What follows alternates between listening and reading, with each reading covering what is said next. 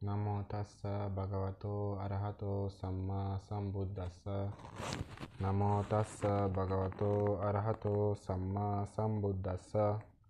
Namo tassa bhagavato arahato samma sambuddhassa. I pay respect to the triple gems, the Buddha, the Dhamma, and the Sangha. I pay respect to Bhante Ratananda, my Dhamma brothers, Venerable Nyanalankara, Venerable Aryananda, Venerable Ichananda, and Venerable Dhammananda. May you benefit the most from listening to my Dhamma talk. I like to give a Dhamma talk concerning verse number 31 of the Dhammapada. It's from the Dhammapada Vagga, which is the second section of the Dhammapada. The Dhammapada is a book from the Khuddaka Nikaya. Khuddaka Nikaya is one of the 5 major parts of the Sutta Pitaka, and the Sutta Pitaka is one of the 3 baskets that make up the Pali Canon. To utter this verse, at one time, a monk having got advice for meditation from the Buddha isolated himself to go to practice as he had been told. But when he went to practice, he found a lot of challenges. He could not put into practice what the Buddha had told him, but he did not know the problem, why he could not progress. Although he thought he did everything right, so he continued until he thought one day that no, there must be a problem. So let me go back to the Lord Buddha and ask him for clarification on what maybe I might have got wrong. On his way back, he found a forest on fire. When he saw forest on fire, he climbed a certain tree. He climbed a certain mountain. This was a broad mountain which has no trees on top or what. Then he looked down. He saw the fire burning everything, leaving nothing behind, and swiftly doing it. This seems bad, but for him it actually gave him an idea. He thought to himself, just like this fire destroys all that blocks its path, so should I do and destroy all the fetters. Then the Buddha also, he was using his supernatural powers. He knew what was going on in the mind of his student monk.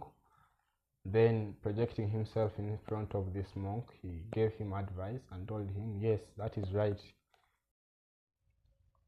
Then the Buddha, with a group of the monks, uttered the verse that Appamadarato bhikkhu pamado bhayada siva sanyo janang anuntulang dahang aggiwa gacchati, which means that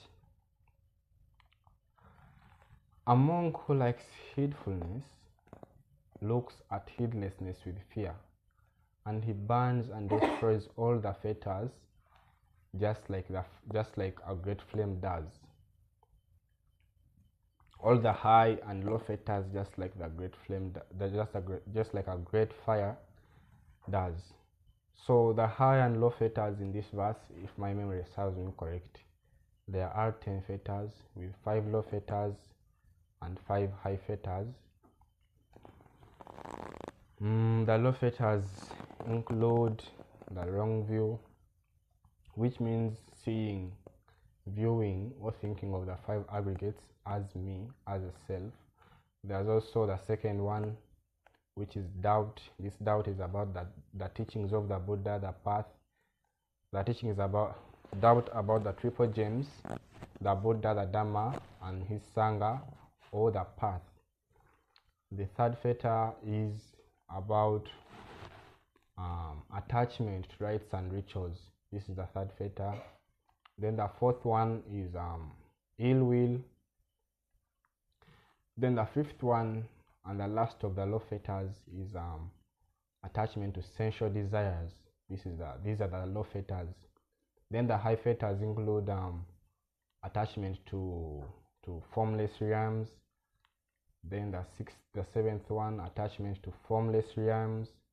Then the eighth one is conceit, having ego, conceit, viewing myself as superior in whatever way, like this, comparing myself to others, but putting myself in a high position. Then the ninth one, there's restlessness. And last but not least, the 10th one is ignorance, avijja, ignorance. This is the 10th one. These are the 10 fetters where the Buddha was saying that a person, a heedful monk who likes heedfulness and fears heedlessness, he burns the low and high fetters just like a great flame does. These low and high fetters, the 5 are low, the 5 are the high fetters. But for me, what I also notice and appreciate and admire very much is that this monk, by looking at a forest which was on fire, he contemplated and eradicated all of the 10 fetters. Because the 10 fetters, the first 3 are eliminated by the person who has attained stream entry, eliminates the first 3. Then the next 2 are eliminated by the person who has achieved, who is a once returner or non-returner. But the Arahant eliminates all of these 10 fetters. So this monk, by of course being heedful, as the Gatha says, and as the Buddha encourages us, he just looked at a forest of fire and eliminated all of these fetters in him. By contemplating and being in the present moment, he eradicated all the fetters by looking at a forest burning. This is my Dhamma talk regarding the verse number 31 of the Dhammapada. In conclusion, I'd like to pay respect to the triple gems, the Buddha, the Dhamma, and the Sangha, and Venerable Bhante Ratanananda, and my Dhamma brothers. I hope you benefit the most from listening to my Dhamma talk. May it pave your way to attain Nibbana.